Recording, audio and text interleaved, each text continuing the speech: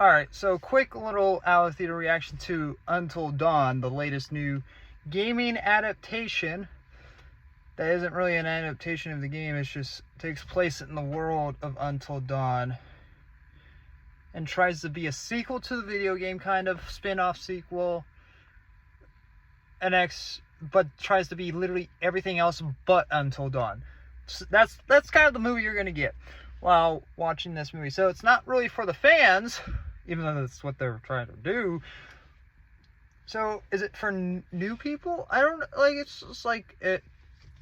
I don't know, because you don't learn anything from the movie anyway. So it's like, who was this really for? This movie was terrible.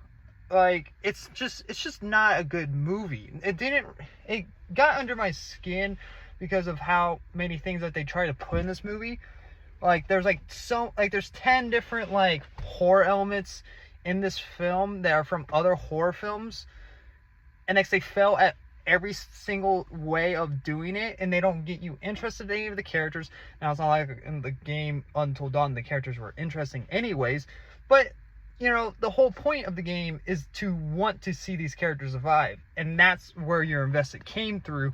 And I mean, I did like Chris, Ashley, even Mike. If you're not really familiar with any of the video games, none of these characters are going to really mean anything to you, but that's what the game is. A very cliche story, but the element was the choice base, and at the time, nothing really was.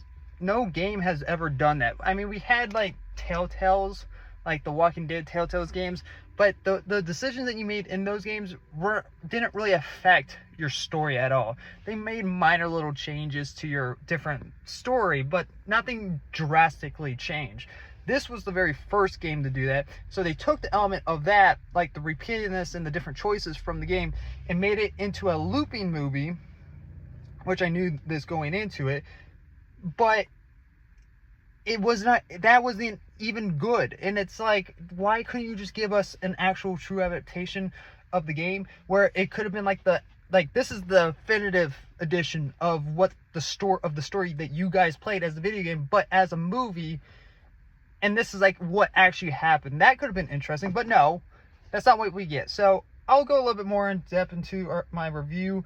I'm going to go watch Revenge of the Sith in theaters now. I'm going to actually go enjoy myself after watching 2 mediocre films.